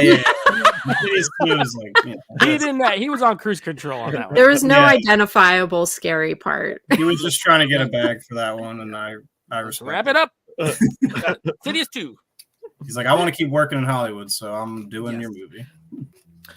Yeah, I really like this sequel, actually. I'm back and forth between do I like the first one better or the second one. I think in my final ranking, I put the first one above this one, but this is a really good sequel. Very consistent in terms of the tone, the filmmaking, the editing techniques. And I felt so bad for this family. They're dealing with all these issues. It's like one is bad enough, but you got the old man, you got the Valak in there, You got a lot of the ghosts. Crooked Man. It's like this family just has The the worst Jangly Man. luck. The Jangly Man.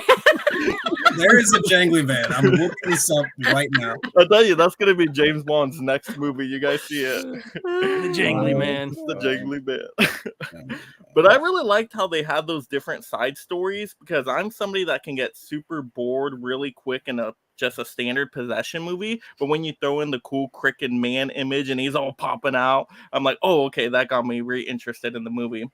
But I did like the red herring with the old man ghost, because I thought that was the main villain. And then when they do the bait and switch and then it's Valak, I'm like, oh, okay, I did not see that coming. That's a good storytelling technique right there.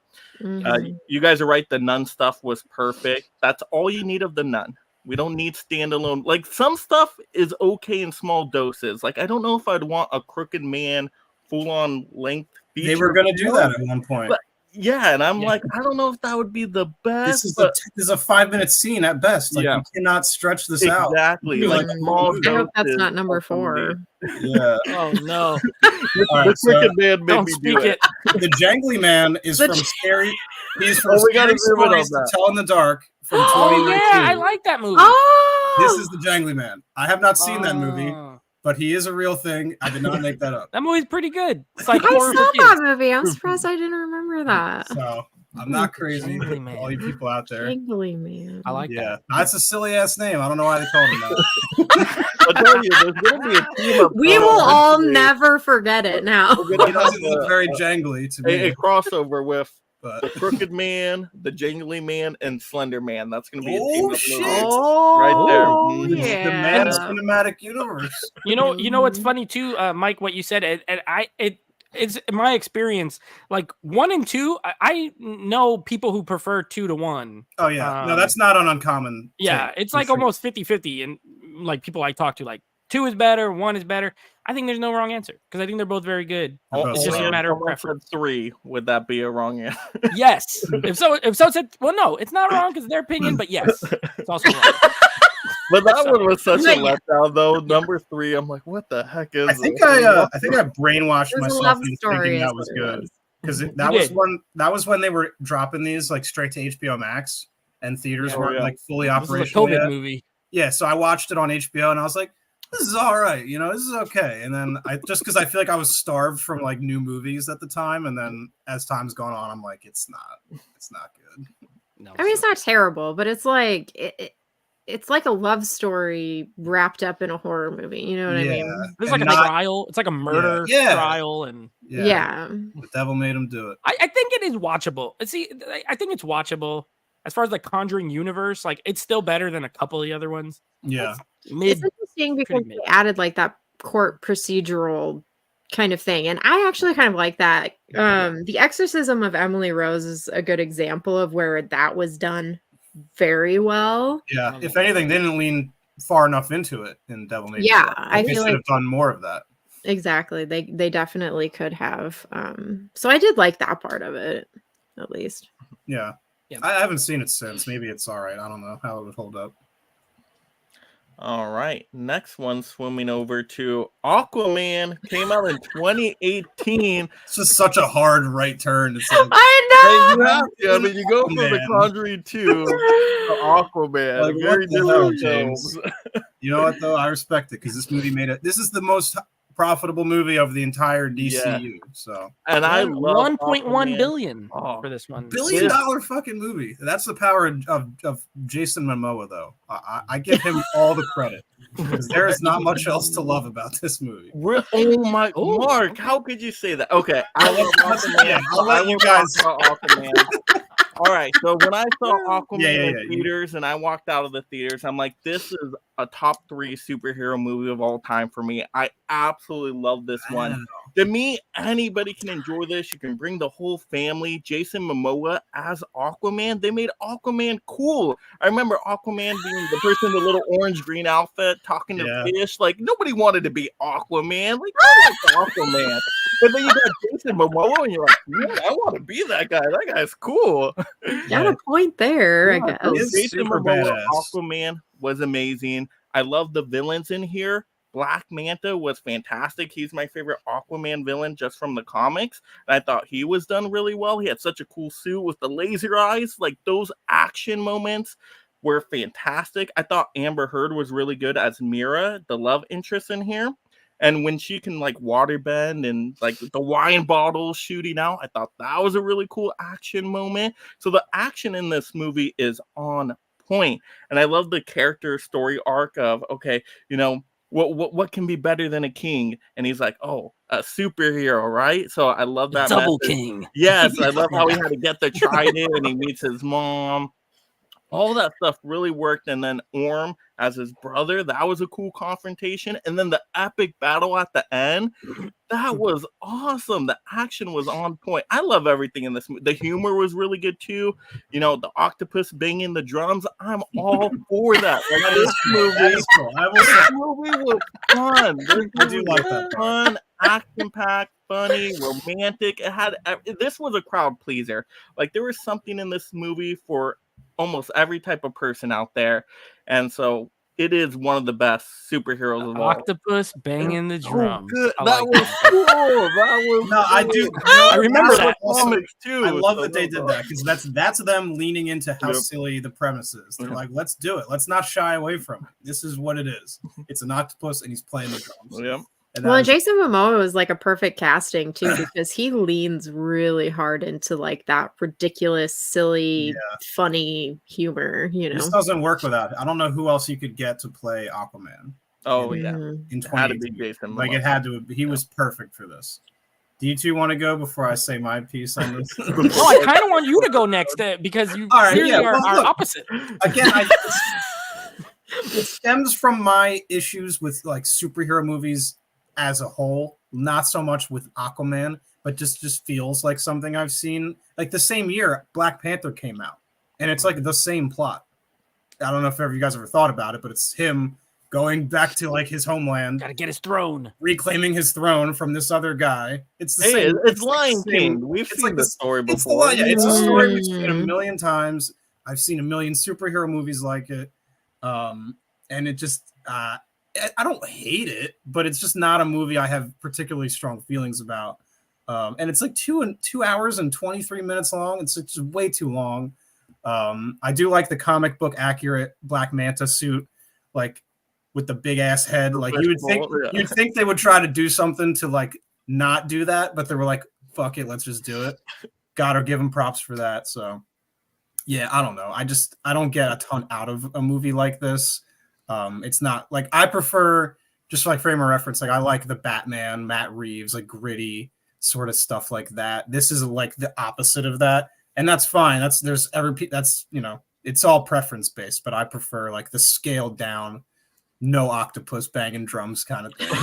I know it's funny. Mark's like, I got nothing from, and I'm like, this movie changed my life. I like it. I love how much you love it, Mike, and I would never ever try to Okay. take that away from you. So, and clearly people liked it. It made $1 billion. So maybe it's just me. I don't know. What do you guys think? Well, if this is the Lion King, and the Lion King is Hamlet, this is Shakespeare. This is this is one of the oldest. This is one of the oldest, stories. Right. You're right. It's the Thor is the same thing. You got to go through struggles, claim the throne, earn it, be worthy. This is a classic hero's journey story. So I don't mind that. I'm gonna go with Mike. I think this movie's awesome. First of all, I think it looks incredible. I hate, and this is something we talk about on like the action movie podcast I do. I hate underwater action because it's always corny, always. And I think this is one of the only movies where it's not. Like, it looks cool. The way they did it looks cool. James Wan, and maybe it's just that he has so much talent behind the camera. I love the fighting scenes. When Nicole Kidman, that first fighting scene in the house is awesome. The way it's shot. Dude, the way that's shot is insane. I will say that. It's so like fluid and like that camera's flying around the house. People are flying around the house. The colors are vibrant. Like in 4K, this is like one of the best 4K discs as far as the superhero movies go because it looks incredible. I agree. Momoa is, I'm sure there is someone else who can play him, but I don't know who it is. You know what I mean? Like he's perfect in the role. I know we're not allowed to talk about Amber Heard. I do think she's okay in this movie. As far as like the way they show her powers and abilities, I do think it looks cool. But really anyone could have played that role. I don't think she does anything acting wise that is stand out. But Patrick Wilson's great in this movie as a villain. I love that. He's great. I love the Ocean Master costume just as much. I like the costumes in this movie. I think they look good. And of course, James Wan's like, I'm going to do a little horror. And you have the trench scene, which is a great scene. It's scary. It's pretty badass. And I think this movie's really good. It's really fun, entertaining, looks good. It's well shot.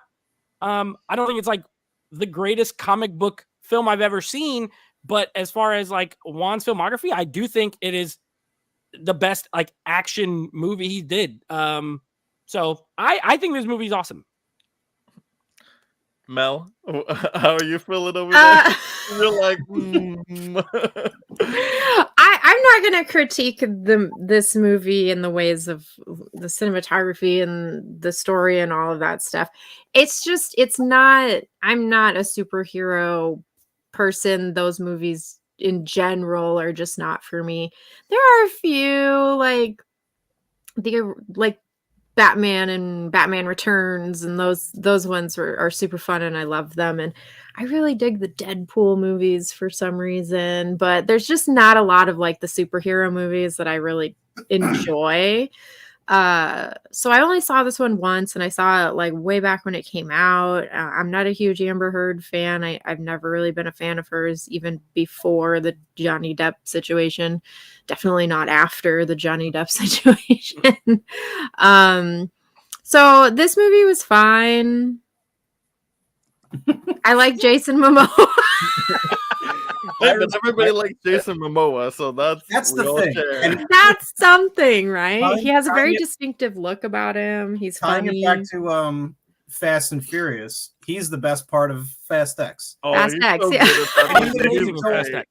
Even if you don't like you cannot help but like this guy. He is so likable. He's got so much charisma. Yeah, and despite me not really liking this movie, there's plenty of things that I could say positive about it. It's just not a Oh, thing. there you go. Bang, there you go. I The last feel time like I was should here, I get broke mine. this. I Should broke get this. my Black Yeah. Manta one. I'm gonna Looks find just it while like you it. guys talk. It does. It even has the little eyebrows Yeah, slash. yeah. Oh, nice. Yeah, last time Yeah. Mike had me on here for a best gift thing, and I showed this and I broke it live on the camera, but it's he fixed. I fixed him. Nice. I popped his head right clean off. Hey, There you go. Nice, Mike. Oh, yeah. Let's go. Are those the popcorn buckets or what are those? Yeah, their those head are pops off and you eat cool. some popcorn out of them. What Yeah, they're they're very Weeble hot. wobbles, right? They Weeble Yeah, that's wobbles. what someone kept calling them. I'm like, yeah, I guess it's They accurate. don't fall down. That's awesome, man. Yeah, I don't know. Aquaman. I get it though. This is Yeah. one of the movies where you could tell me you hate this movie, and I'll be like, yes, I understand that. I don't. if, I'm like, like, I Mike, you don't told get me- that far. It doesn't I've work literally for you. never heard anybody speak about this movie the way that you have spoken I'm about it.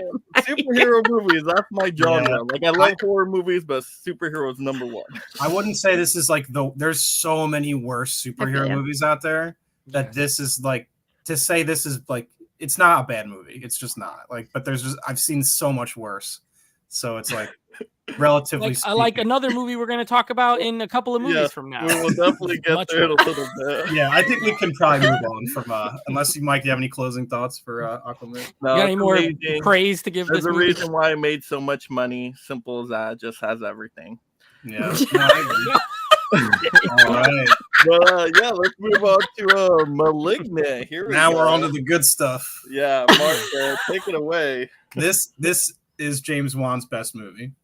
Wow. Oh, Period. everyone's giving away their number I one. said what I said. I'm saying it now. This is James Wan's best movie. This was one that came to HBO Max day and date with theaters. I watched it. All I knew was it was James Wan and it was a new property. It was not tied to anything.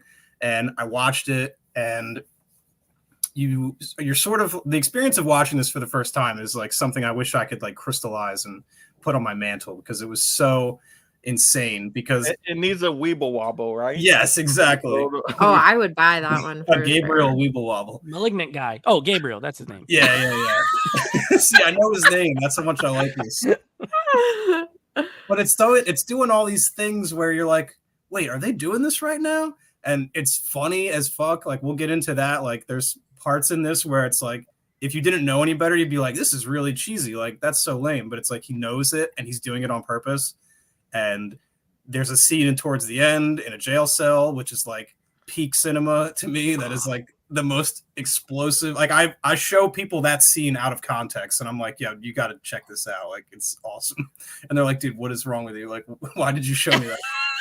But I'll tag Why in. did you show me this? You guys, I want to hear what you guys. Am I like on a island here with I this? don't think you are. Malignant. When Malignant came out, I absolutely loved it. I was obsessed with it. Yeah, And it was divisive. yeah, actually, yeah, it kind of was, wasn't it?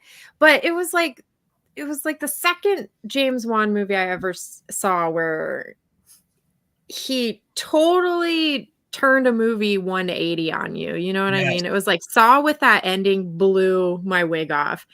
Watching this movie when you got to the jail scene, I about fell on the floor.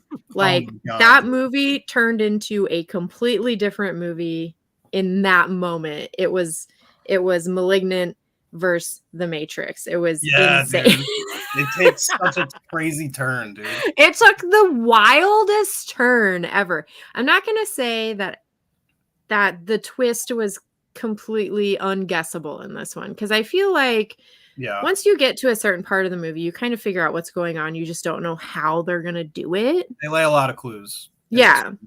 So eventually you get it before you see it. But then when you see it, it's like you almost wish you didn't see it. You know what I mean? And then it just goes like 100 miles an hour from there. And I absolutely loved this movie as well. I thought it was brilliant. And it was very exciting when the movie changed at that pinnacle moment. Yeah. Yeah, I agree. Well said. Oh, yes, very well said. Okay, Malignant. All right, so this is James Wan doing a little giallo, right? Dipping his toe into Big a little Giallo giallo. influence. Also, this, I read an interview where he was like, I wanted to make a movie that was like the movie when you go to a Blockbuster and you just see the box and you're like, what the heck is that? And then you take it home and watch it and it's weird. Like, that's what he was kind of making. Yeah. There's a little bit of like Basket Case in here. Like he's tapping into that video store sort of like crazy ass shit. Yeah. And like this was his like one for me, one for them. Like he made WB $1 billion with Aquaman, and then he was like, all right, I'm gonna do my weird ass fucking movie. And I love that so much. So please continue. I'm sorry. Yes. No, you're fine. So I hated this movie the first time I saw it. The first time I saw it. It's polarizing. So first of all, I saw this at the theater. I did not. So when they were doing the Max, I went to the theater for all of them. I was like, I don't care, because they were open here in Florida. So I was like, I'm still going to go to the movies. I saw it in an empty theater, by the way, because everyone else decided to stay home. That's probably and I was like, it was not what I was expecting. And so that's why I didn't like it. I was like, this is goofy as hell. Like, I didn't want to. I'm like, James Wan returning to horror is what I'm thinking I'm going to get. And it's not quite that. However, this is one of those movies that, similar to like the thing in the movie, like it just sat in the back of my head for, I was like, like days went by. And I started talking with people and I was like, do I like this? I think I like this movie. Like, I'm upset that I like it because I'm pretty sure I don't like it. And I watched it again. You wanted to hate it. Yeah, I did. I was like, no, not that I wanted to hate it. I just wanted to be correct in my feelings of hating it. Yeah. And then I was like, I don't think I hate it. Let me watch it again. So I waited, because I don't like to watch movies too close together. I like to just wait. Let it breathe. Yeah. Let it breathe. Watched it again. And then the second time I was like, all right, now that I know what I am getting, I quite enjoy this movie. And then I bought it on 4K and I like it now. So I did a full 180. I do love some of the techniques in here. I love the Hitchcock over the head. Oh yeah. Tracking fantastic. And yeah, for me, I couldn't say it's my favorite because there is still a lot of goofy things that I genuinely don't love about it. But it's just so weird that I respect it and I do enjoy it. I think it's a very fun movie. It's definitely, Mark, like you said, like it's a good movie to show people who have never heard of it or seen it or anything like that. Like, you ever seen Malignant? Well, you're about to. And just watch it. You know what I mean? And they may hate it or they may love it. It's divisive, like you said. I think there's two camps. It's like people go gaga for it or hate it. I'm leaning towards gaga for it, but I'm not all the way there. But I do like it a lot now. Nice, dude. Yeah, that's what. Go ahead, Mike. Sorry, I'll finish after you. Oh no, I was just gonna say, yeah, I like this movie as well. It's the Aquaman of horror movies. It is so fun and entertaining here, and I did not see the twist happening at all. Me either. Now on rewatches, I'm like, oh, okay, it's set up at the beginning. I totally get that. But my first time watch, I'm like, what the heck is happening here? It's like a psychological thriller mixed with a brutal horror 80s slasher. Yeah. Wildly entertaining. The filmmaking techniques, like when it goes into the shadowy realm, that's what I call it. And in her mind or whatever. Yeah. When that first happened, I'm like, oh my gosh, that is so cool. I've never seen anything like that. And then by the end, like you said, Mel, when it just goes wild, I'm just like, what the heck is happening right now? I feel like I'm in some weird multiverse movie over here. This is so bonkers, but it's so fun. So very entertaining movie. Has everything you could want from a James Wan film. So I really like this one. And this is my go-to recommendation for horror movies. If somebody says, hey, I want to watch a horror movie, I usually go to Malignant now. I'm like, have you seen Malignant? No? This one's really fun. You're not going to see it coming. And then you get a look at their expressions because there's that mystery and twist with it. And then when it gets revealed, you're like, what? You know? Yeah, I was talking about it at the start of the show tonight where you try to guess the movie, kind of like what's happening with Saw. And with this, people were talking about how like they figured it out. I don't really typically, maybe it's an unconscious thing, but I don't like watch movies that way. Like I kind of just am along for the ride, and I'm not like trying necessarily. Like if it's super obvious, you can't help it to see it. But I was just enjoying the kookiness of it all, and then by the time you figure out what's actually happening, I'm like, oh yeah, they did set that up. Like that makes perfect sense, and I enjoyed it so much more for that. And that's what I mean when I like Nate. You talk about like it sounds like you had a certain expectations for what this was going to be, and then it just wasn't that. And that happens to all of us. Like we're always like sometimes we're victims of our own expectations where you didn't quite get what you wanted, and it doesn't mean the movie's bad per se. It's just not what you wanted at that time, and that's certainly what happened here because I don't think anybody saw this movie coming at all. Like they were probably expecting something more classic Wan. And he has a famous quote that he used when he was doing press for this movie where he talks about if you're not careful, you'll just wind up making the same movie again. And that's not to say Insidious and Conjuring are like the same movie, but they're sort of, they share some DNA. And with this, you can tell he wanted to like, I can do something different. I want to do something different. And this is what we got. So I love it. And he did it. That's he is for sure. totally unhinged in this movie. And I love it so much. It's one of my favorites. So a movie I wish he would have just done the same thing is Aquaman and the Lost Kingdom. Oh my gosh, yikes. This movie is awful. I love Aquaman. This is complete Oh, what a opposite. This is 180. garbage. This is okay. When people say with superhero movies, it's like it's not real cinema. I never got that saying until I saw this movie. I'm like, okay, I get what you guys are saying out there. This movie is just action scenes thrown together. Very edity, choppy, and it's just like a roller coaster ride. But the story is not enjoyable at all. You don't care about the characters. You don't care about the family dynamics. And they try to make you care about it. There's like, okay, here's an Aquaman kid in here. And you're just like, I'm not feeling the vibe here. It's not working. And then, the villain, where Black Manta was such a great villain in the first movie, they turned him into a complete puppet. And I hate when they do puppet villains and it's like, okay, we have a different villain now controlling. I guess he was possessed. This is a possession movie now, but this is a bad possession movie, okay? It just completely lost its way. All the cool stuff from the first one. You're like, oh, are we going to get another trench scene in here? Nope. Like, what happened to the trench people? It was, this movie's garbage. Somebody else talk about it. I'm done with this movie. And I got like 3 popcorn buckets. I had to get all the popcorn buckets. And I'm like, this movie's terrible. Oh my god. I mean, I just pretend like this popcorn bucket was from the first movie. It's not, but I pretend like it is. I'm not going to argue with you. This movie got issues. If any movie I watch, because it's just me. I'm not a negative person. So I try to, anything I want positives. And then if they just didn't give them, that's on them. This, as far as positives go, I do like the brother stuff with him and Patrick Wilson's character, him and Orm. I think some of it's decent. I love the way I think Patrick Wilson's the best person in this whole entire movie. Even kind of like it is way too goofy. That's another problem. Like at least in the first movie, there's humor. But at the end of the day, it ends ultimately on like a more serious kind of note with the character. Whereas here is just goofy one-liners the whole time. There's never serious. Patrick Wilson, though, I liked him. You could tell this thing was rewritten to hell because of the whole Amber Heard thing, because they got this baby and she's supposed to factor in more and she's just not. And that doesn't help. I mean, it is hard to take a movie that you have and that you're making and then just change the whole thing because of something that has nothing to do with the movie happens, and then you feel like you have to change it or the studio or whatever. So it doesn't even look as cool as the first movie. Like the first movie had great action scenes. This does not have great action scenes. Mike, I agree. I hate the villain in this. I hate that green thing, whatever, that old spirit of the... Something. Yeah. Maybe that was the one from Conjuring 2. Maybe it was that guy. It was the jangly man in jangly underwater. man. I'm telling you, man, the jangly man. The jangly man is the villain in this.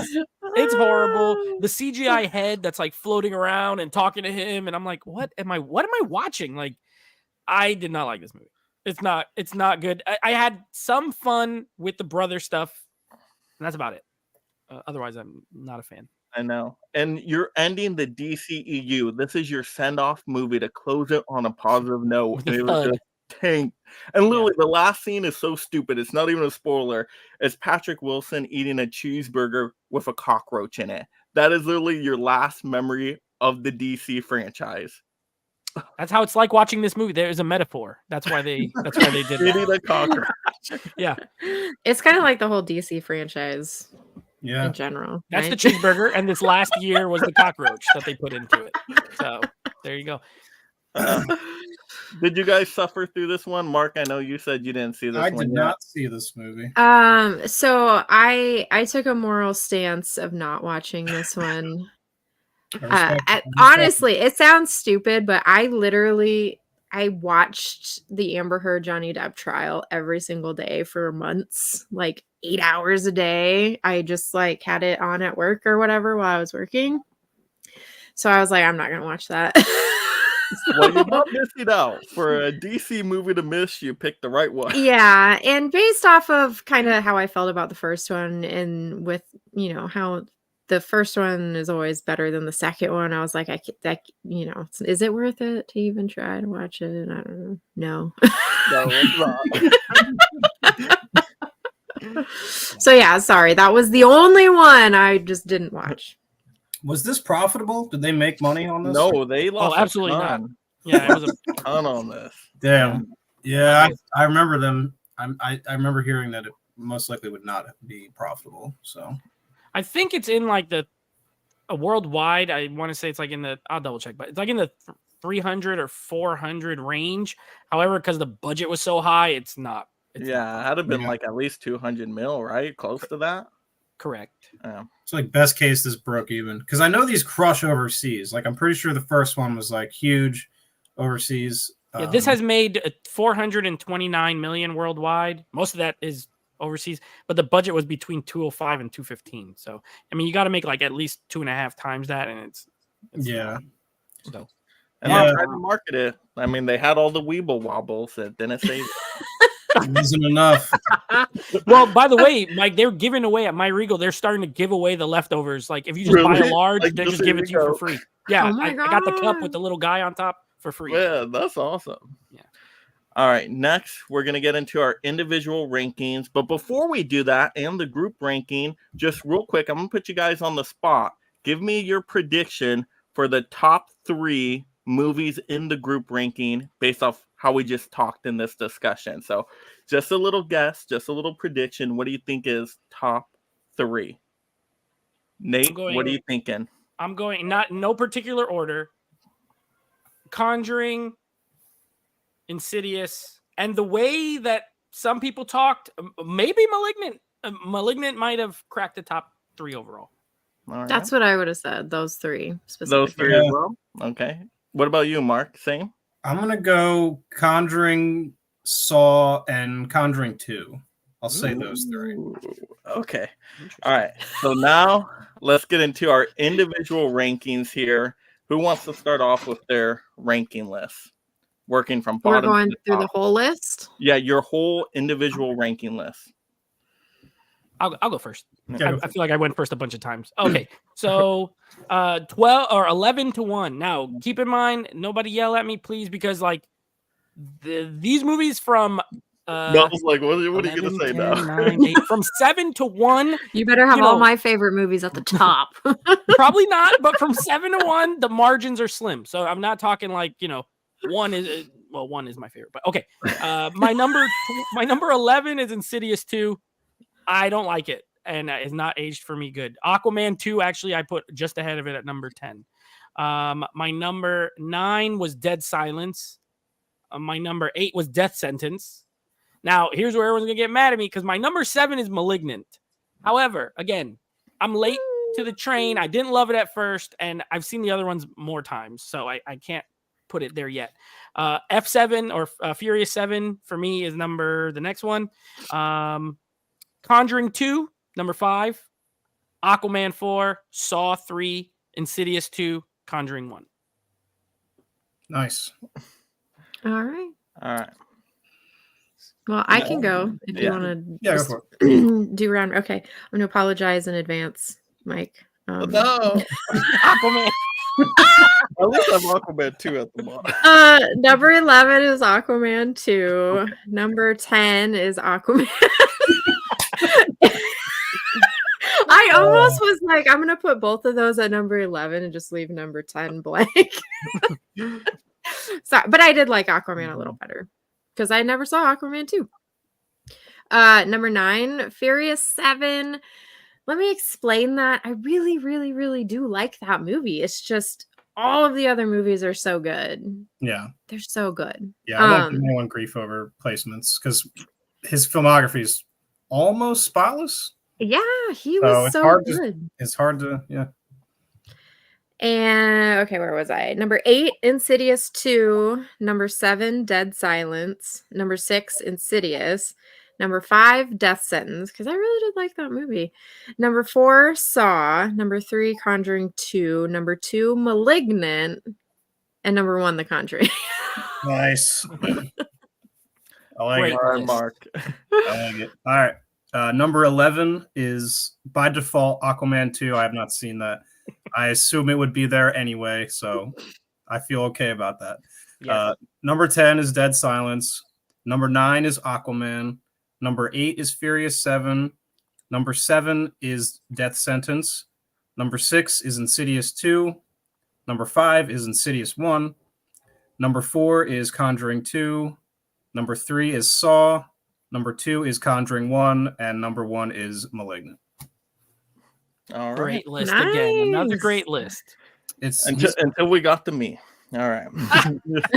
All the action at the top. That's okay. I love action movies. You know, it's I- diverse. I- Actually, Number no. 11, It's a Malignant. good mixture, actually. Yeah. You'll be surprised. So, well, at the bottom, Aquaman 2, almost unwatchable garbage. Number 10, Insidious 2, not terrible, but pretty forgettable. 9, Death Sentence. 8, Dead Silence. 7, Furious 7, coincidentally. Number 6, The Conjuring 2. 5, Insidious. 4, The Conjuring. 3, Malignant. 2, Aquaman. And 1, Saw. Ooh, this is interesting. Different. Yeah. Nice. All right. So now that we did our individual rankings, time for the group rankings. So let's look at this. We're going to go from 11 to number 1. Aquaman 2 is Yep. number 11. I didn't have to bust out the calculator for this one. Aquaman Lost Kingdom, 5 points. Almost a perfect losing score. Almost. Sorry, guys. I put it over Insidious I know. too. We but could have had to have a 4. That's my bad. I'll take that one. That's my bad. That's so good.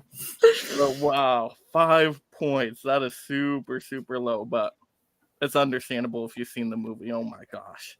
All right. 10th place, a big jump up, actually. So that's pretty good. Insidious Chapter 2 with 13 points. That's more than double the last one. So that's pretty good.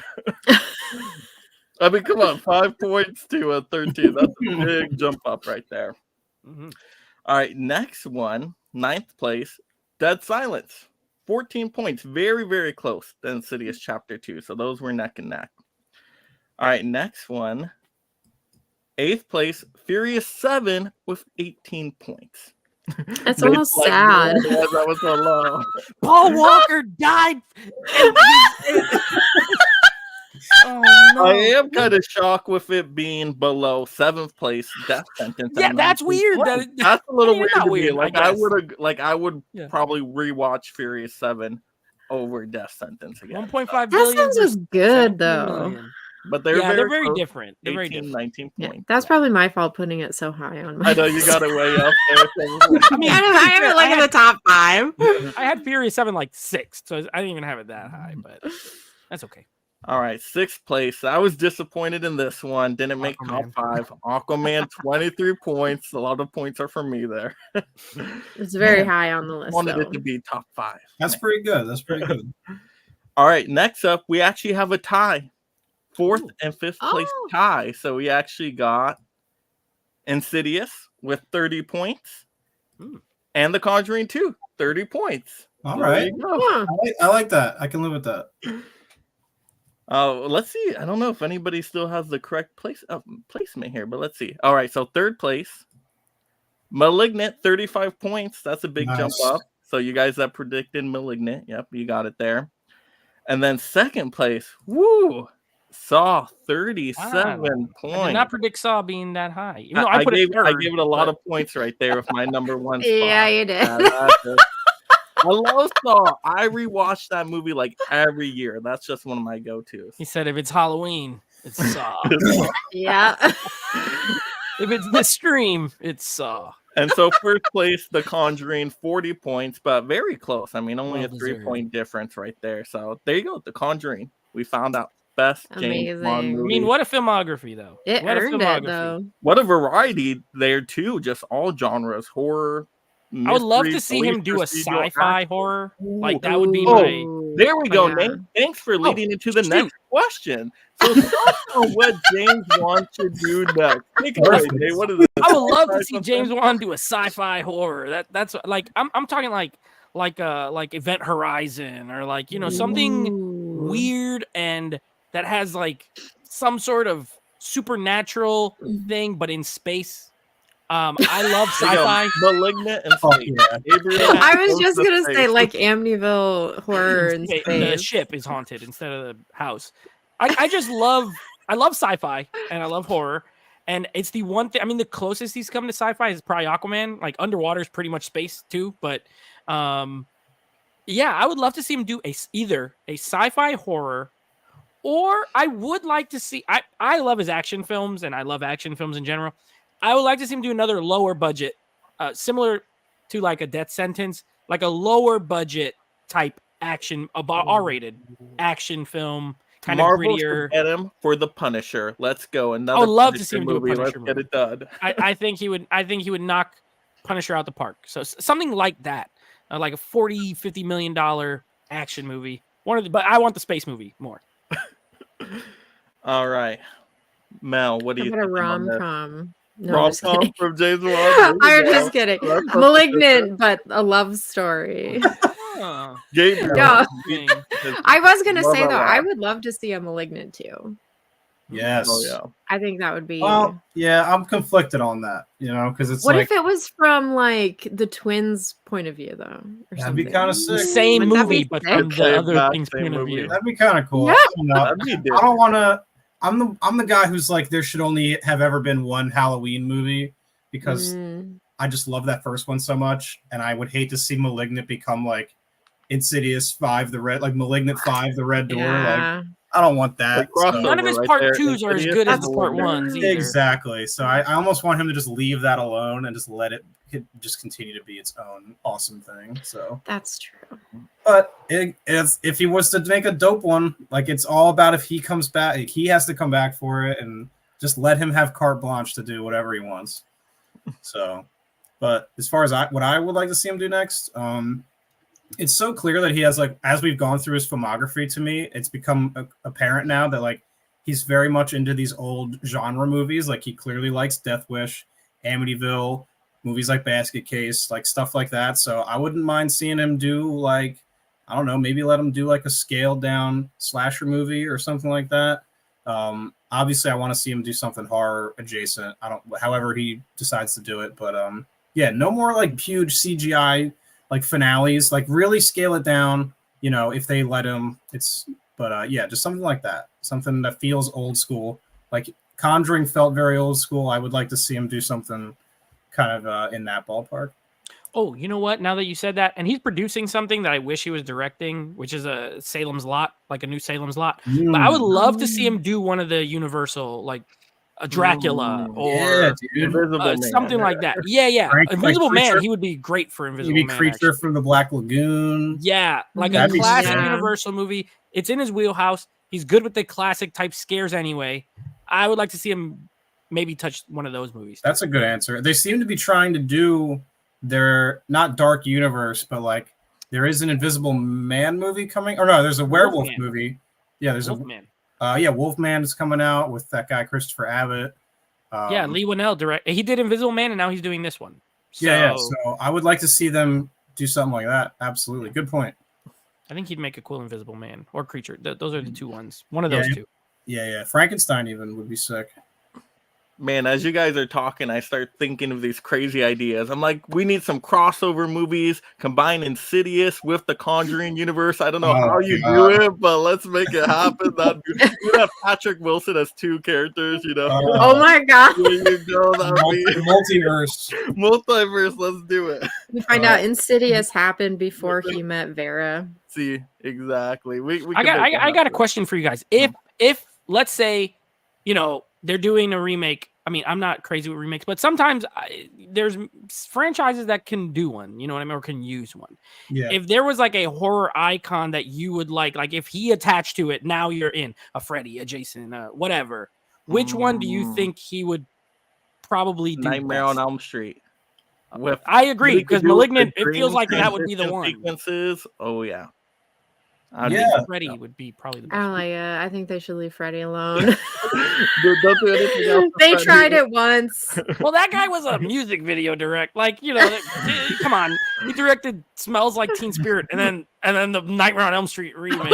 It was horrible.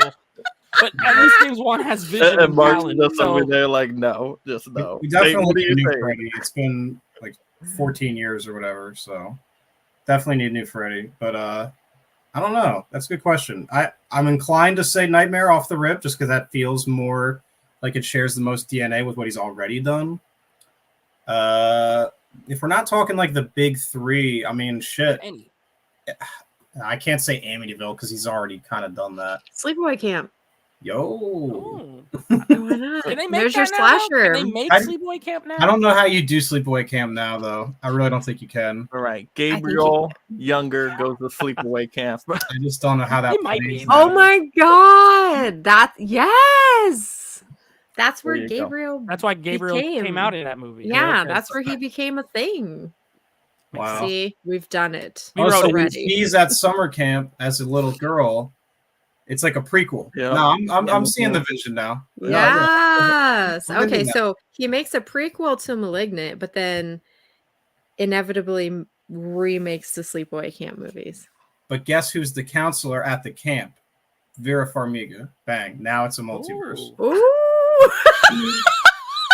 I'm just saying, give me a call. Warner Brothers. We can make this happen. I love it. I love it. Oh god, that would all So be so bad. Good thing I'm not in charge. Man, I love how you guys are all thinking horror movies too. And I'm like, man, I kind of want to see what he does with another blockbuster. Like he did so good with the first You know what? Aquaman, but we do gotta, restrict the budget a little bit. So if James Gunn does want to have him on the new DC universe, I was just gonna give say, him something like Swamp Thing. Oh, That could be cool. More dark universe, That'd be a good creepy, fit. atmospheric. I think I James would- Mangold has Swamp does. Thing already. Yeah. I mean, Talk about it. What James Wan.